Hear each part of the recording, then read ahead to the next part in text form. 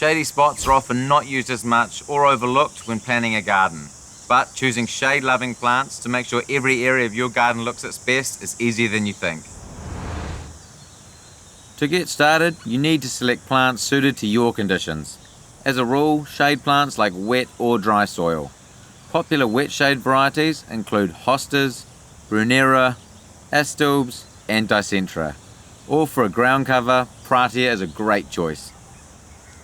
In contrast, for dry shade, try your hardy flowering varieties, ligularias, clivias or hellebores. Depending on the variety, ferns will do well in wet or dry areas. And a good tip, try to add in different shades of green and lime leaves to give the illusion of sunlight. For more examples of shade-loving plants, check out our guide in store.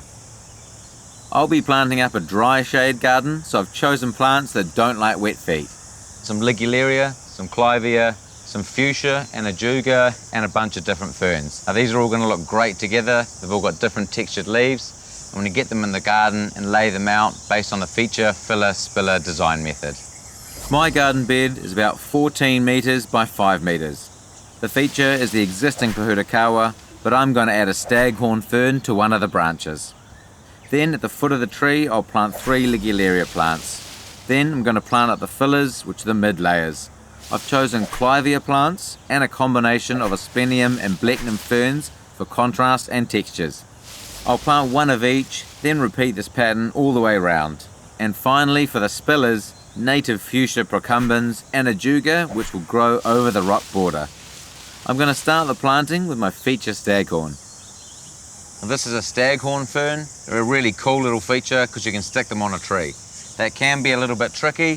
What you've got to do is get some sphagnum moss and some wire, tie it to something, and then that whole thing is going to be attached onto a branch. Staghorns are epiphytes, so they don't need soil. They grow on the tree instead. So just getting rid of most of that loose soil, and that's going to be replaced with the moss. We put a nice generous layer of this moss around all the roots. Squeeze that all together a bit. And to make life a little easier, I'm actually going to set this down on a piece of bark.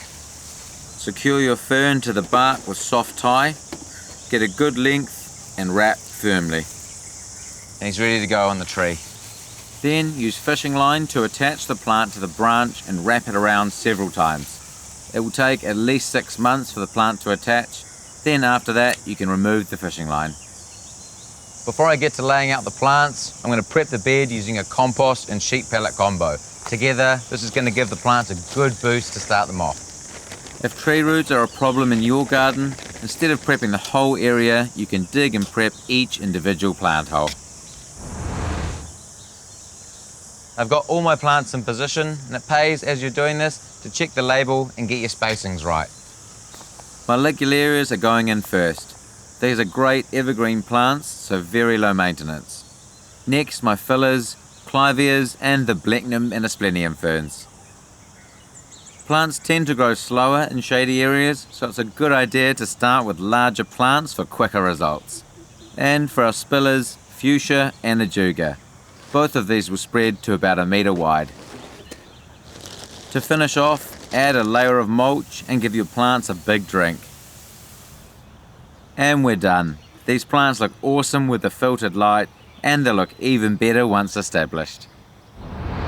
The best time to plant in dry shade is in autumn and winter, so plants are established before the dry summer months. For damp shade, any time of the year is fine as long as plants are watered during the dry season. Weeds don't like shade, so little to no weeding is a shade garden bonus. If your shade garden is struggling, maybe look to prune low-hanging branches to allow more sunlight and moisture into the space. Even if you have dry shade plants, it's a good idea to install a weeping hose just for the first year to help them get established. Long term, water the soil, not the foliage of the plant. Add mulch in late winter and again in summer to keep the soil moist and cool. And top them up once a year with some organic matter like sheep pellets or compost. Slugs and snails should be the only pest to bug your shade garden. Use slug and snail bait for any issues or come and see us in store. A shade garden can take a while to establish, but adds a lush, evergreen and low maintenance feature at your place. So give it a go, easy as. Make sure to subscribe to the Mitre 10 YouTube channel for more great content, or click here to watch more.